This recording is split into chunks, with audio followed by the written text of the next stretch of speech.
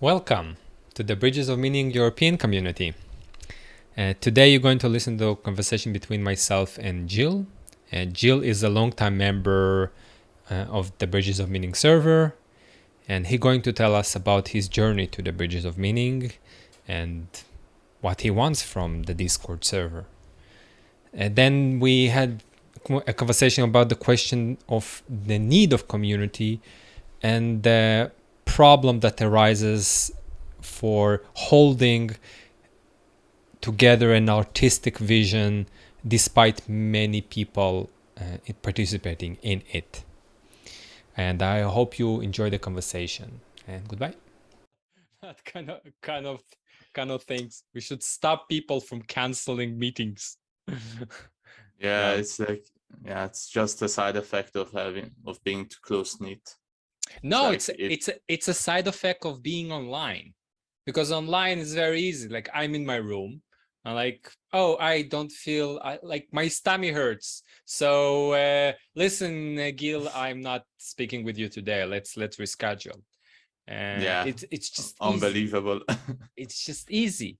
And when you have a commitment, no, but there is something here. There is a point here, because if you have a physical commitment with the physical world, it's different. You manage to carry the burden of illness much easier.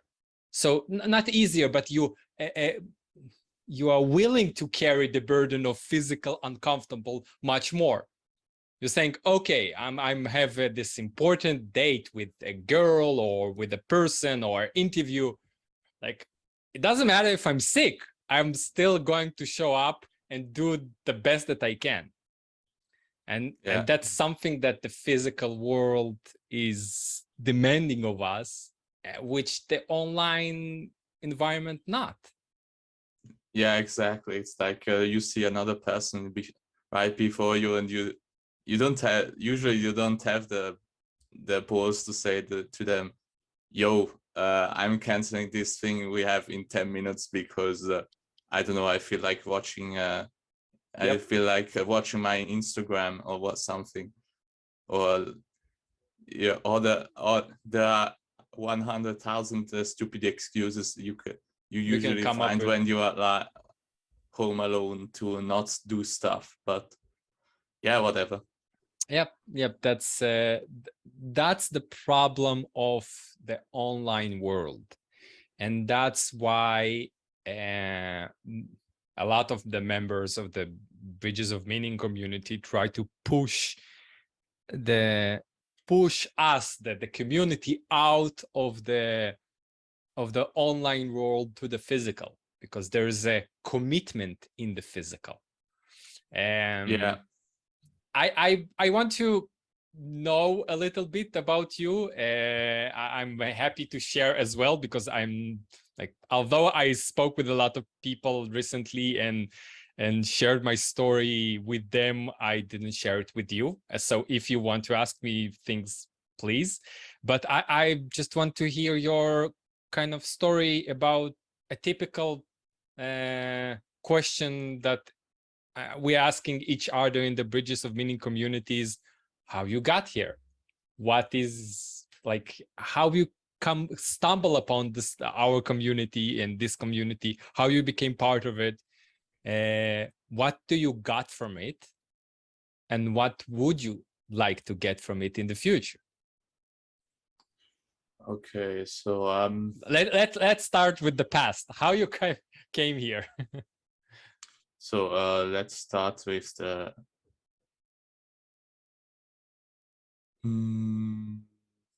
I need to get a good cut on this. So I guess I'm going to start with my faith crisis. So usually I don't know, I'm not that much interested in ideas and all these things. I'm more disinterested in like technical stuff.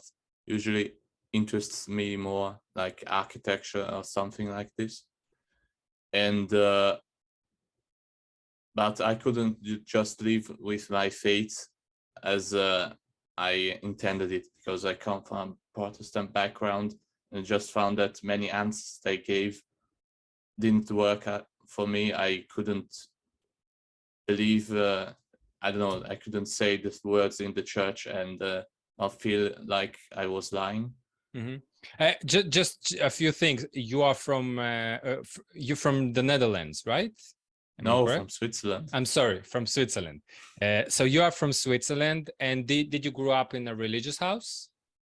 Yes, both my parents are religious, and we are Protestants, but we live inside of a Catholic part of Switzerland. So it's kind of an interesting contrast between cultures, because we live in the southern part of Switzerland. So it's called Ticino, and under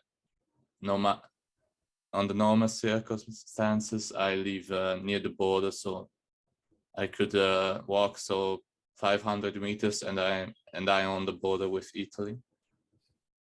And yeah, it's kind of an interesting contrast between the northern countries from Europe, so the whole Germanic aspect of it, and the Mediterranean aspect of the Italian culture. And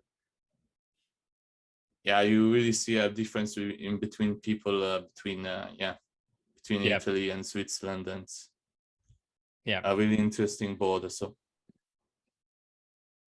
yeah, and you said, like, okay, so it's a crisis of faith that you stumble upon, and you stress that it's the difference between saying the words and the feeling of lying, something like that.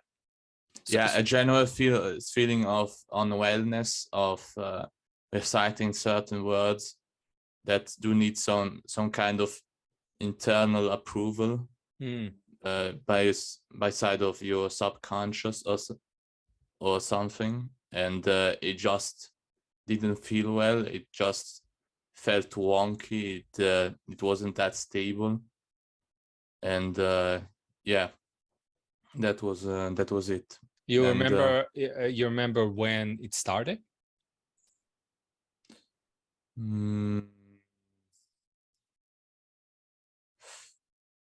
I don't know, like in school, some things weren't going as well as I thought they should. So, and for various reasons that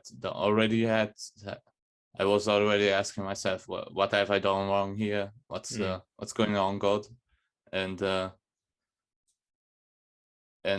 was kind of a foreshock. And then just began using the internet more and more, and researching these ideas about God and what if he exists or not.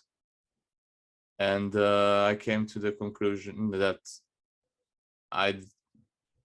in some sense, I really couldn't be. I couldn't leave a religion, because in some sense, atheism had not.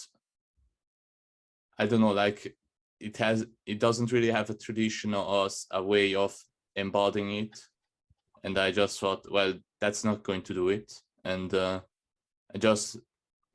I went on to research all this stuff about all this symbolic aspect of the world. I had some kind of interest already for quite a while, but I just found that whatever I found on the internet wasn't really speaking to me. So I don't know, like the sun symbolizes the masculine as an example, and all this thing, I was like, well, this doesn't make that much sense. It's pretty much what I was yearning for, something what Pajot does, and but I wasn't finding some kind of in between that could work for me, and therefore I just went on searching, and then so it went on, and I found the YouTube algorithm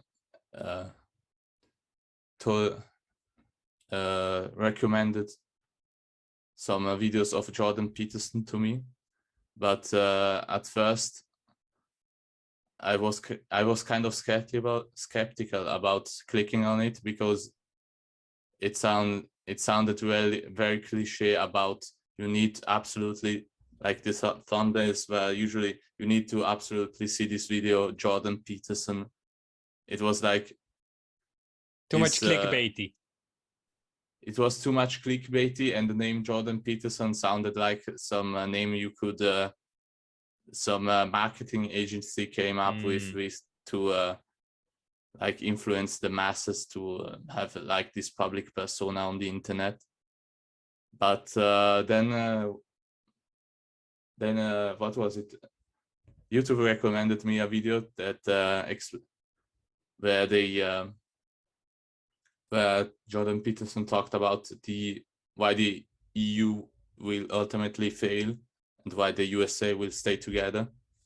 And then I thought, well, that's kind of interesting. So I took my chance, and it was kind of that symbolic understanding of the world that I was searching for. And it's very ironic that the one thing that brought you to Jordan Peterson is a clickbaity video. Yeah, that's just how the things work. Yeah, it's like why you don't give in, but if enough time passes, then the gates will open. Yeah, they will catch you as well. What I've noticed from people in the Bridges of Meaning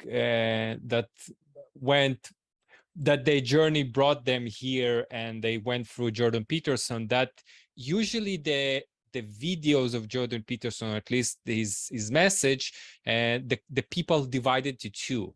Those who are got influenced by the biblical theory that he done on Genesis, and people who went through his classes, so the maps of meaning and the personality classes that he do. What I've noticed that there's two groups of people who went through those kind of doors. What out of those two spoke to you the most? The biblical series or the classes? Oh, it was his interviews. You remember? I guess I have not really a preference in between the two things, because the Pinocchio story spoke to me directly, because like in ground school, it was like the first thing we treated as a subject in our side of our class, and it was really interesting, because you revisit all the stories that you already know, but then new things come out of it, and it's really interesting. And yeah, the biblical lectures, they were also very interesting. And yeah, I guess, but Peterson had also at that time, it was like before he was kind of this mysterious figure that had really much time to prepare all his knowledge. And then suddenly, with the Bill C-16 ordeal, it just went public somehow. And there were already people that were talking about Peterson previously, but that just exploded his popularity. And yes, it was. And from Peterson, probably the algorithm also recommended you Paul van der Klee after that. And yeah, a pastor commentary on Jordan Peterson. I went in like, yeah, sure. Did it happen to you before the pandemic? Yeah, before the pandemic. I remember what year was it? It was autumn of 2016 was the end of 2016 was the Bill C-16. Yeah, it was, I do believe, in April 2017, I do believe. So just after. Yeah. Yeah, and after listening to Paul, you came to our parts, as we call it. Yeah, but before they started at Bridges of Meaning Discord server, I remember still playing some Minecraft. I have some older Minecraft server usually where I built some stuff as I was listening to our pastor, virtual pastor, and it was yeah, I still remember like that time I was building what was it? Yeah, this cathedral I was listening to via the interview in which Paul van der Kley talked with this guy about how The Last Jedi wasn't actually that bad of a movie, and yeah, that was those crazy days. Yeah, I had a very similar experience with podcast because I'm listening for many hours of different podcasts. Mainly was Joe Rogan for the past 10 years. And if I revisit certain podcasts, I know where I was when I was listening to it for the first time. Yeah. Some of the time I done like hikes during in different places in Israel. Sometimes I was painting a different apartment that I was moving. I was moving almost every single year.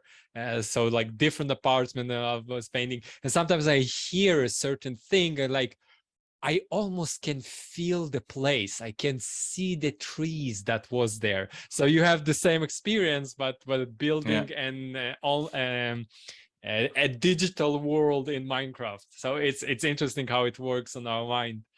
Yep. Yeah. Spatial memory. Yeah. Spatial memory. Yeah.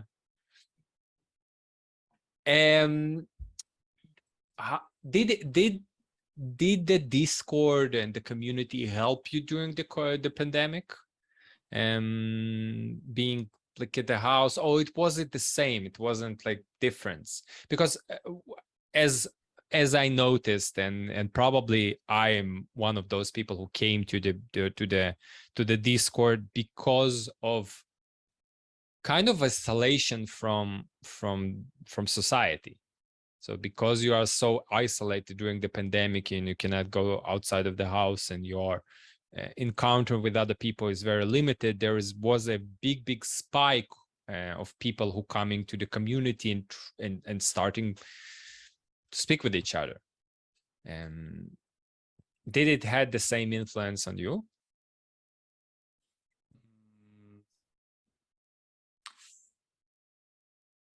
I don't know, like some influence, yes, but I'm not that sociable a person usually, so it's like let's say I'm not that integrated into society, so so it wasn't like a big difference for you maybe compared to other people as yeah. you said. Yeah, it's just, yeah, here where I live, it's like during the pandemic it was frowned upon, like going to other people, but in theory you could still do it. It wasn't some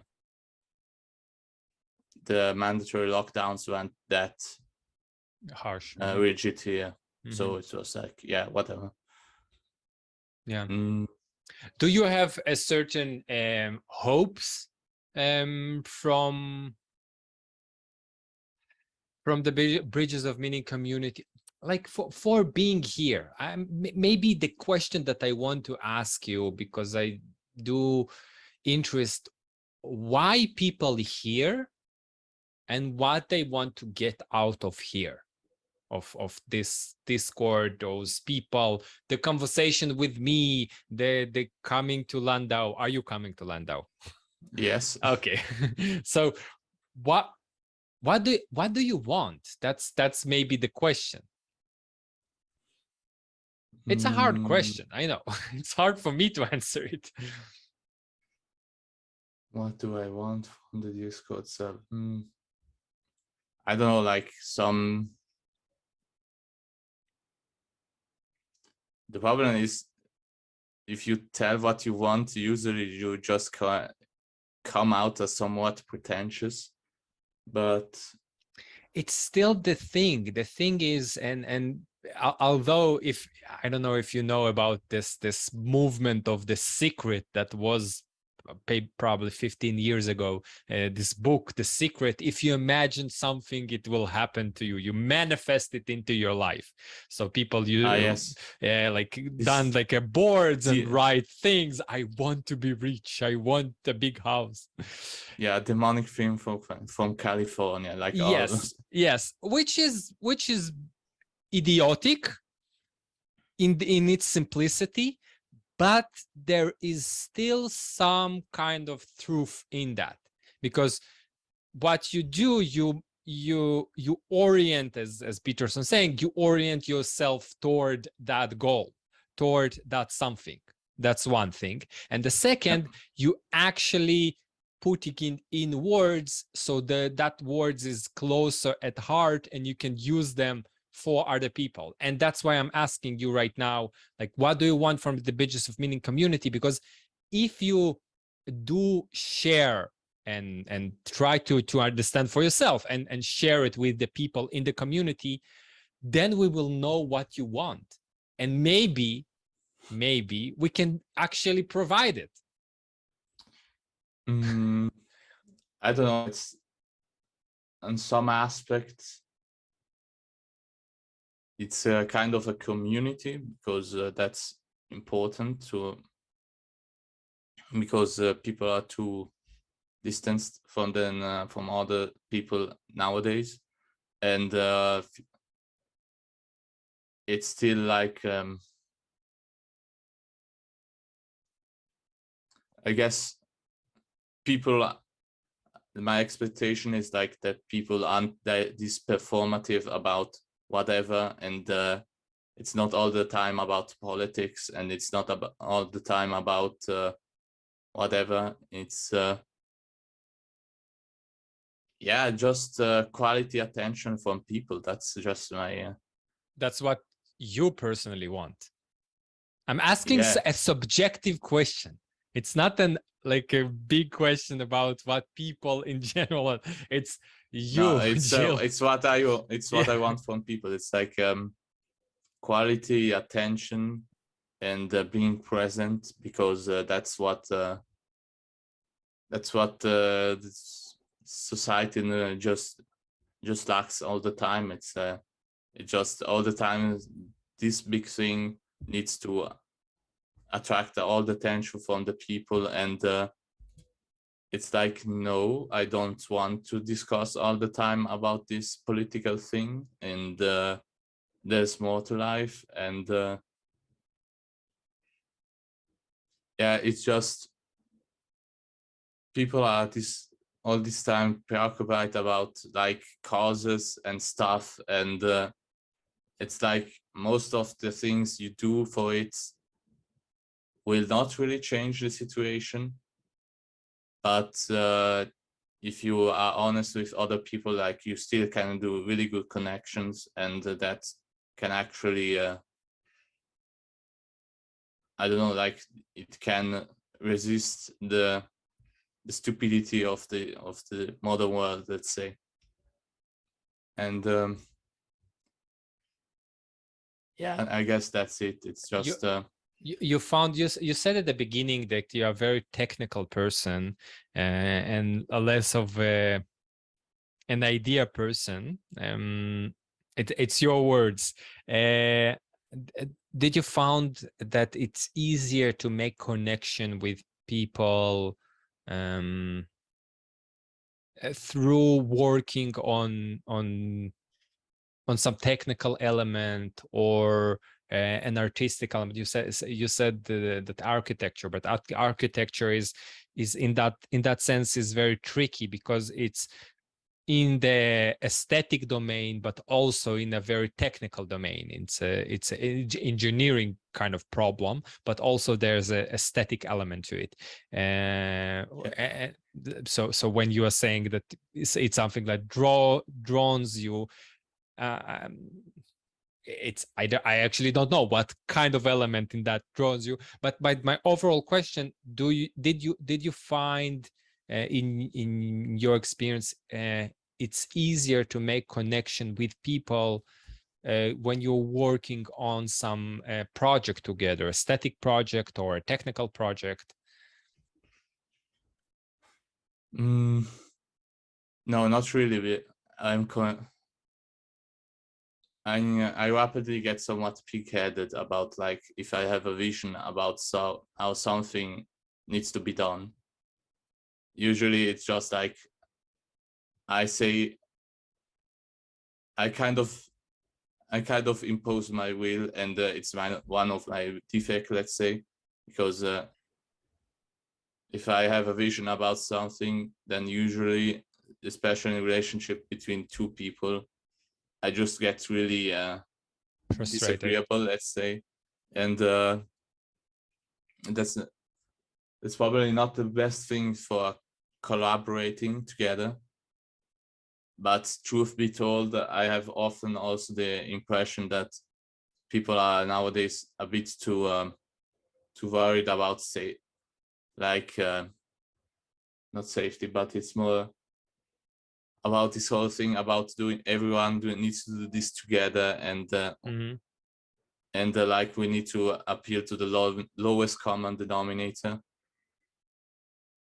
and it's just, yeah, you can do it, but usually what happens is you just sacrifice the quality of the vision. things.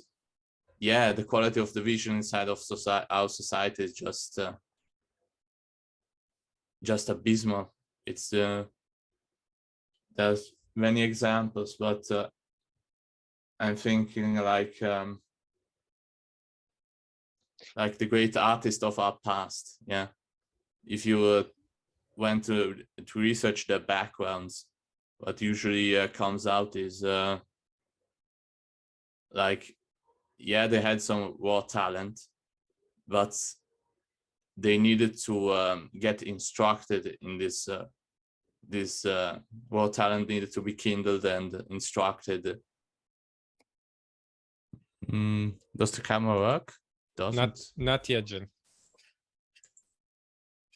Not yet. Cribio. Oh, cribie. Cribie is a swear word in Italian. Cribio. I don't know what's exactly, but I'm going to drop out and come back in. Go ahead. I'm here. Cribio. Now it works. Yeah, nice. Perfect. Wait a second. Okay. Now it's good. Now I know how to edit it if I will need it. Yeah, that's happened. Go ahead, please. Yeah, like the quality of the apprenticeship, and yeah, that's what I do think usually lacks nowadays, because it's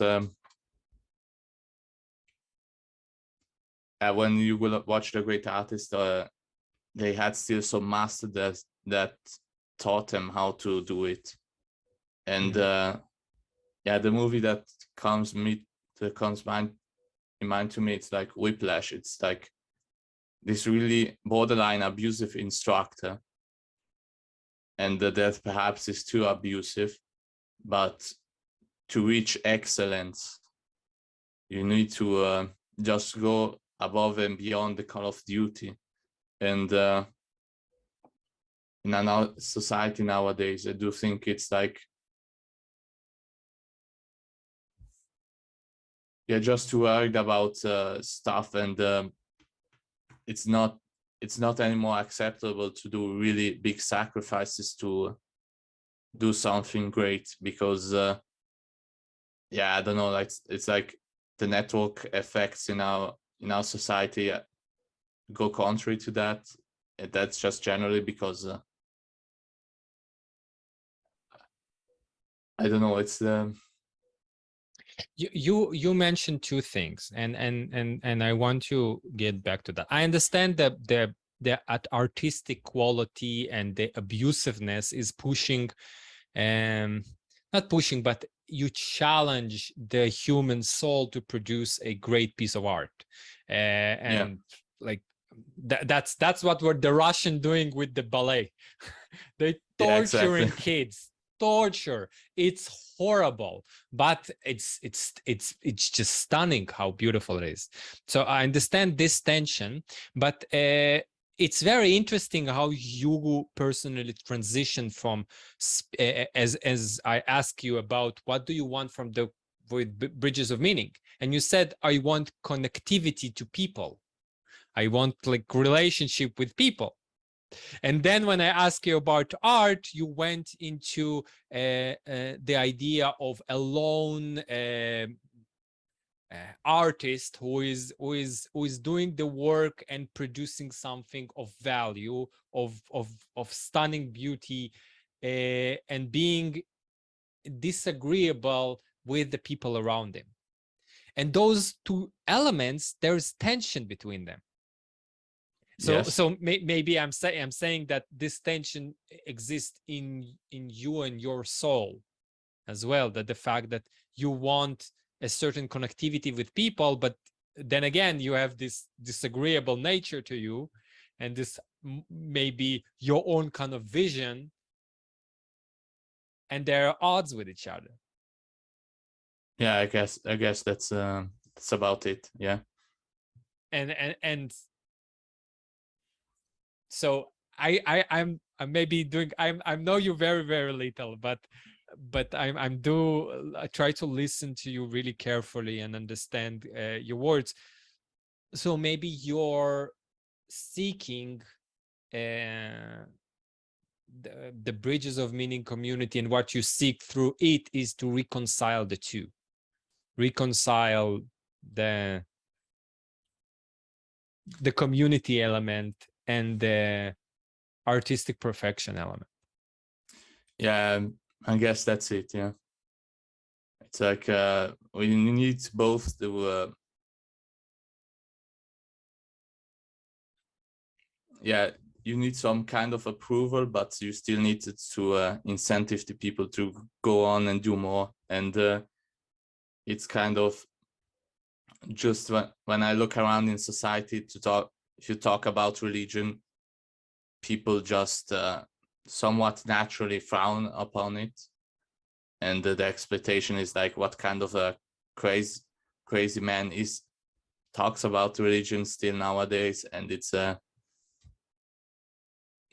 just well, if I cannot bind with people in our society because they dislike religion, then I guess I'm going somewhere else, and no problem with that. Yeah. How you express, or how you let's call it, what is your relationship with beauty, how you practice artistic endeavor? One of the things that you already mentioned is you said like, yeah, I was building a castle in Minecraft. So in that, like, that's basically you're designing an architecture element in a virtual environment, but still like, it's the same thing as modeling in a virtual environment and seeing what you can do. But do you have any other ways that you exercise this muscle of artistic desire? That's a good question. I was always kind of interested in building stuff because I don't know, it's just some natural passion in me. And so Legos, I was big into Legos and building with Lego, and machines and so on, and tanks and aircraft and all kinds of nonsense, and spaceships, and it was really fun. Then there is this game called Kapla, so K-A-A-L-P-A, and it's like this like a little Yeah, it's a construction. It's like building rafts and vehicles and kind of those kind of things. yeah, it's the just like uses like little pieces of wood in the dimensions of like yeah, like this pencil here, and you just build on it, and yeah, I just built what there was like in church, because my my parents both needed to rehearse the songs before they played them, and I was just left to my business, and they had some yeah, a whole box full of these pieces of wood, and there was this mythical thing about doing of who would do it first, a tower so big that it would reach the ceiling. No, I was the first person to do it, and yeah, and then I just did it once, and I thought to myself, well, that's done, and never did it again. But I still have a picture that inside of my home of this 2 meter tall 2 meter tall structure. It was kind of crazy. And then I played the French horn inside of the Philharmonic of the, I don't know how you say it in English, the Gemeinde Common. Yeah, conservatorium probably, or something like that. Well, not really. It was like the municipality band. Okay. I played there for a few years, and then I went on, and then I began to play Warhammer. So that's also an interesting thing. And do you know it, or? I know of it. I never played Warhammer. Yeah, it's kind of this strategy game where you get to paint your miniatures, and yeah, it's kind of a really interesting microcosm about people. But oh, you meaning like in a real Warhammer, not a computer Warhammer, like yeah, on a real table. Yeah, yes, it's yes. Yeah, yeah, they are painted by miniatures, and that was really interesting because you need to create. Really, yeah. Yeah, and not just that, because it's really a polymath hobby, let's say, because you both need to paint, read the rules, and then have some strategy. And it's always interesting because like there are people that just are there to play, and they don't give that much a fuss about the rest. There are people that are interested more in the folklore behind it, and they play for that, and they're not that interested in just winning out over other people. And then there are people that just play a strange combination in between all these things, and that people that treat it more as an artistic endeavor and don't really play that much on the tabletop. And you was involved in all the three elements of that. Yeah, I'm kind of, yeah, I'm in between, not the best painter, not the best player, but yeah. You like have you pursued? Well, actually, I was kind of good actually in the Warhammer game, in the local game store. Have you pursued architecture in professional setting? No, not really, because the more I went on, the more I have this impression that, I don't know, it's just that the artistic thing somehow doesn't pay the bills. And let's say I have not had this good impression of the art world living outside of it, because nowadays it's just this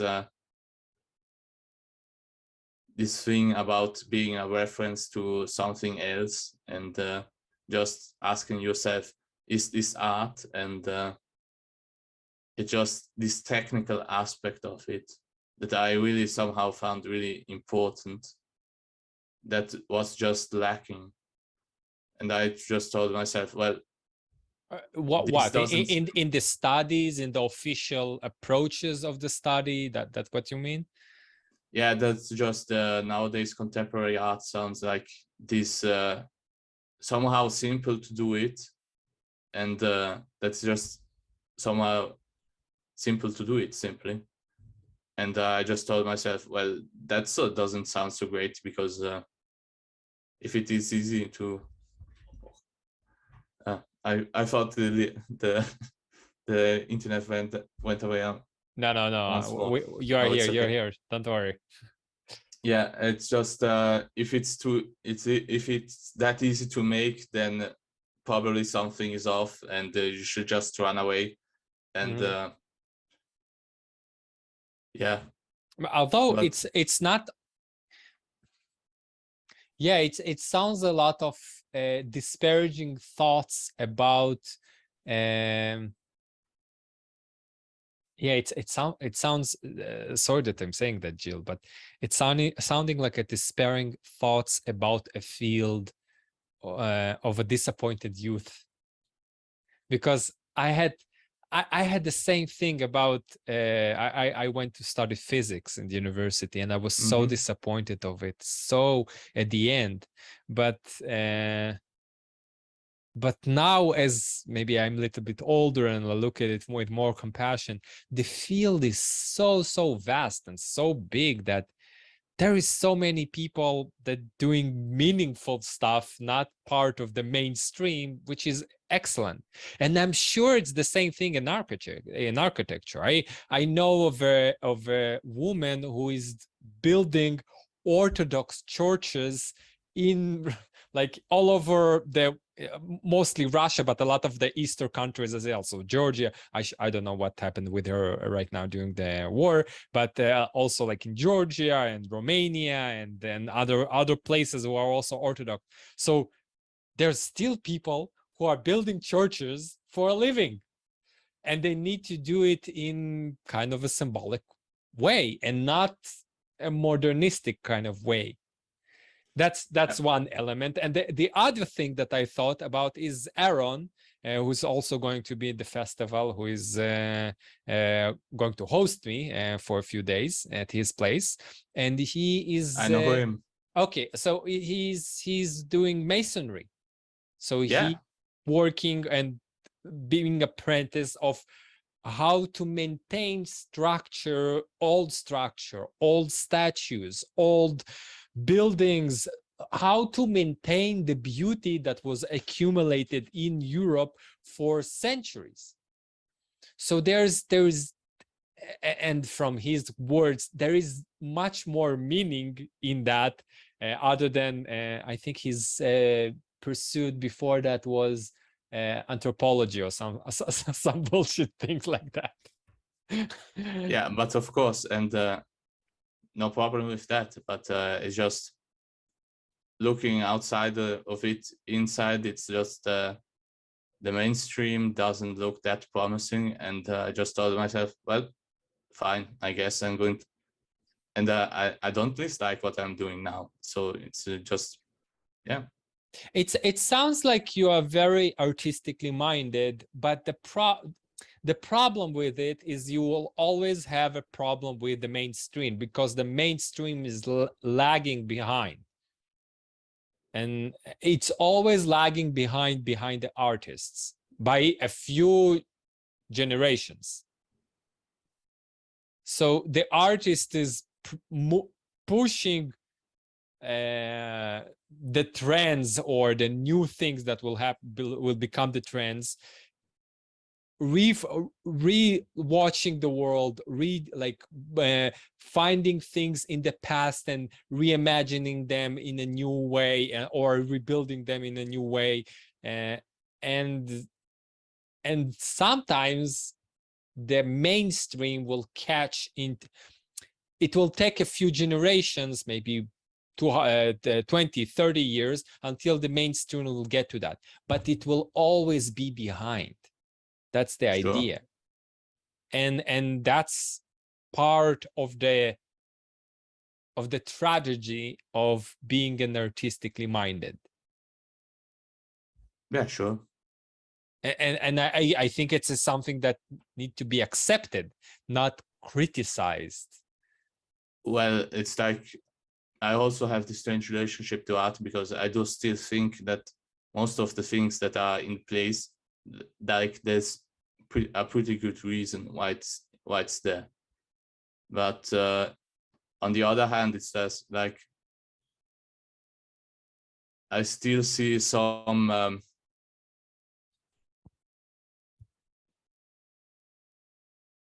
how can I tell this? I still see some cynicism inside of the mainstream institution. It's just like cynicism about the things you're doing. That is just the thing I don't. Okay, I just if I see that, I just don't engage because that's just a contempt towards the other people that usually are inside of that industry. And if you have that, then usually it's not a good place to be in. And if I just register that people are just trying to rob people of their money by pretending like this is something that asks these important questions, it's just no, I just don't want to engage with it because on some level the whole asking yourself, is this art or is this not art, is just an attention grabbing mechanism, and the only answer you have to that is don't engage in this crazy Yeah, if you watched a little bit of Burn Powers videos, have you watched the videos about art by Hans Hochmacher? I began to listen to it, but yeah, I've not ended it. I highly recommend them because his approach to art is very interesting, and I'm not that versed. I'm more versed in ideas and in thought more than in art. And to me, that element of reality is very foreign, and I would like to incorporate it more, but it's just, yeah, it's still a little bit farther for me. But through his these videos of Hans Hochmacher, I first of all, he has this old tradition of looking at art, that art is not a subject of itself. Like you can say, like, oh, this paper is artistic or not artistic. That's just that. Is it art or not art? Just stupid question. There's an element of art in any object that was created. There's an artistic element to it. What it means, how we like come into relationship with it, that's a completely different question. But art as in self is not a subject. It's not like, oh, you do math when you take a piece of paper and start to write equations. Like that's not a subject of itself that you can engage it with, something that you always like breathe art and you live in art and you have relationship with art if you want it or not. And that's maybe the main criticism that I agree with you against the mainstream and the question, is this piece is art or not art? But I personally took from the lectures more the technical element, how to watch, how to go to a museum and how to experience a museum. And I really like his recommendation. He said, you enter the museum and go really fast all across the museum. So you like go in 45 minutes, you visit every single room. And after that, you go to a quiet place and think what of the paintings of the room jumped into your kind of awareness. In those specific rooms, you choose like 1 or 2 rooms, but out of those 2 rooms, you go to the room and do again. You go over every single painting, watch it for a little bit, and then just go and sit and think, okay, what of all this painting jumped to my attention? And whatever you chose, a painting or 2 paintings, you go there and you sit for 45 minutes in front of this painting, an hour, maybe 2, like Hochmacht was saying 2 hours.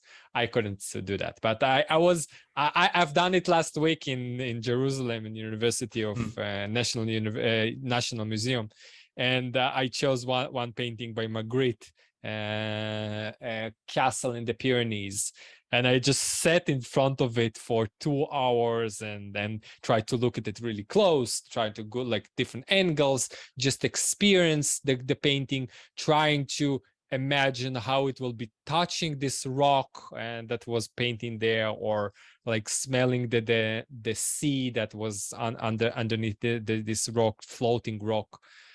And after I spent with the painting for 45 minutes, right now, sitting with you, I can close my eyes and imagine the vast details of this painting. Like I know exactly how the wave is breaking. Like it was a wave, and there was like those 2 parts was still intact, but in the middle it's already broke. Like I can imagine that because I spent so much time with this one painting. And this was his advice. You, through that kind of experience, through just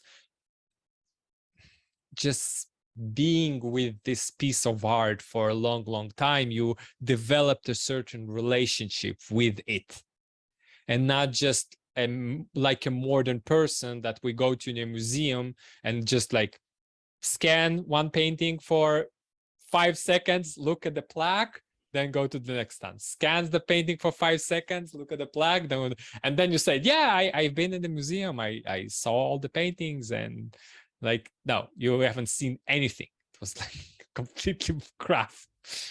And I like that kind of experience, because you don't see things, you don't just hear music, you actually developed a relationship with it. You try to dissect it, you try to really understand it really closely. For the last half a year, 8 months, I've been doing a book club on the Bridges of Meaning, and we've been reading Dostoevsky, Crime and Punishment. And I took few advices from other book clubs in the Bridges of Meaning that happening in the States, and I took a few advices for my study at the university. And the way that we structured the classes is rereading very slowly. So you read it 2 chapters a week, which is not a lot at all for a book. And then you just let your attention and imagination grab whatever is in the book. And there is always attention. There is a person in our book club who's saying, I don't know if Dostoevsky meant that.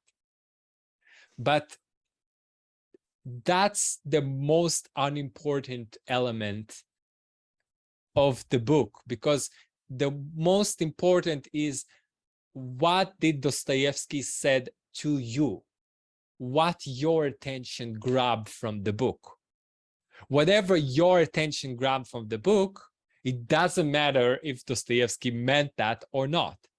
It's in the book and you. It's in the relationship between you and the book as you experience it.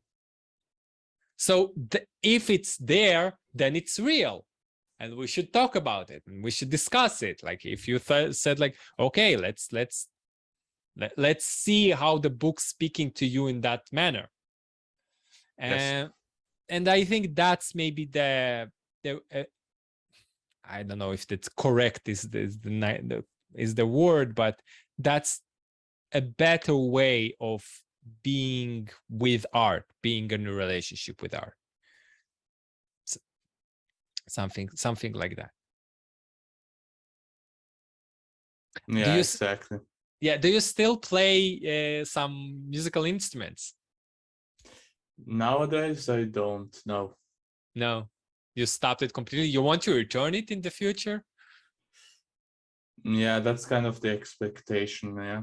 I don't know if they expect expectation. I'm asking you because some people saying never. I don't know. It's like this thing about. I have this mild impression about where I'm going into the future, and it's not really a thing I can really explain, but it's like, yeah, it points in that direction, and I don't know why, and usually it happens.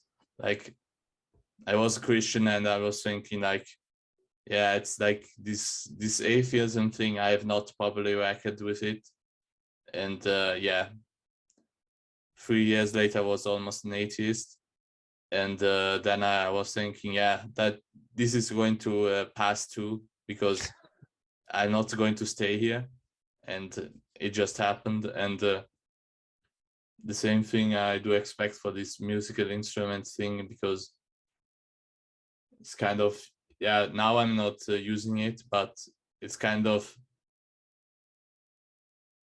what are you playing? part of this French horn. You have French horn. So blowing instrument. So I don't know how they're called in general. Blowing instrument. Yeah, blowing instruments. Yeah. But so you can play on almost anything that is part of this kind of system. So flute and I don't know how they're called, but so it's not just French horn. You can pick whatever blowing instrument you want and just play it. No, not really, because it's like some you need to it's really difficult to explain. Like, if you use the French horn, you need to blow in a specific kind of way, and if you have just started, you almost can't do it. And it's crazy, because you don't have, I don't know what's it, you don't have the muscle or whatever.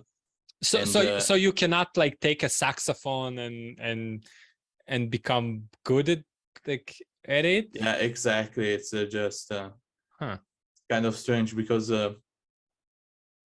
like the saxophone has many how do you call it, buttons.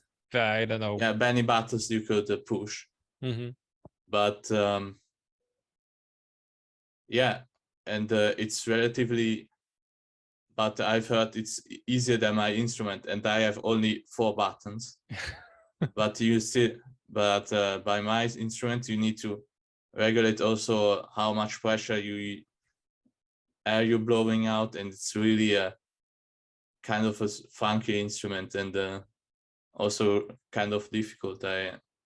Even though I expected it to be easier, and yeah, it's but nowadays, from the artistic standpoint, well, yes, I'm still playing Warhammer, and I think I'm working on a book, let's say, and it's a narrative, because like every other YouTuber I know is just like pushing out this booklet about how to become a successful whatever, and it's like from the artistic standpoint, no one tries anymore to try to find some mythos about whatever, about uniting society. It's all this extremely pointed to something area of success, and